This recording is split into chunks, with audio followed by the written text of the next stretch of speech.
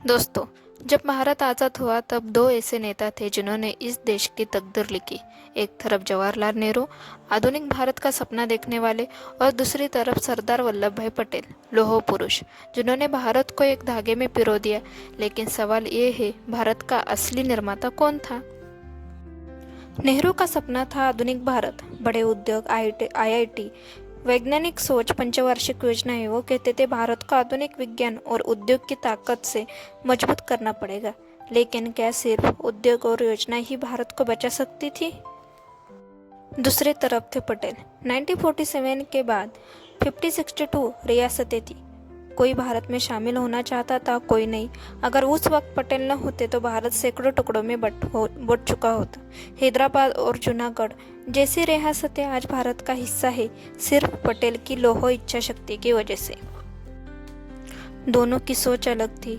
नेहरू कहते थे भारत को लोकतांत्रिक और आधुनिक बनाना है। पटेल कहते थे पहले भारत को एक रखना है, तभी भविष्य बनाया जा सकता है। लेकिन दोस्तों, क्या आप जानते हैं, कांग्रेस के अंदर कई नेता चाहते थे कि पटेल देश के पहले प्रधानमंत्री बने। फिर भी आखिरकार नेहरू ही प्रधानमंत्री बने। क्या यह गांधी जी का फैसला था या फिर राजनीति का एक बड़ा खेल? यही है वो राज जिस पर आज भी बहस जारी है।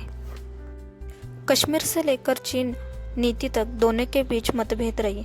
कहा जाता है अगर पटेल की राय मानी जाती तो शायद 1962 का भारत चीन युद्ध टल सकता था।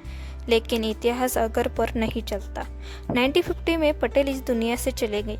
1964 में नेहरू भी नहीं रहे, लेकिन उनके फैसलों और उनके मतभेद आज भी भारतीय राजनीति की सबसे बड़ी पहेली बने हुई है।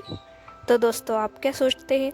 क्या असली भारत निर्माता नेहरू थे या फिर वह लौह पुरुष पटेल, जिनके बिना भारत एक ही देश नहीं बन पाता? कमेंट में अपनी राय बताएं और वीडियो शेयर कीजिए, क्योंकि ये सवाल हर भारतीय को सोचना चाहिए।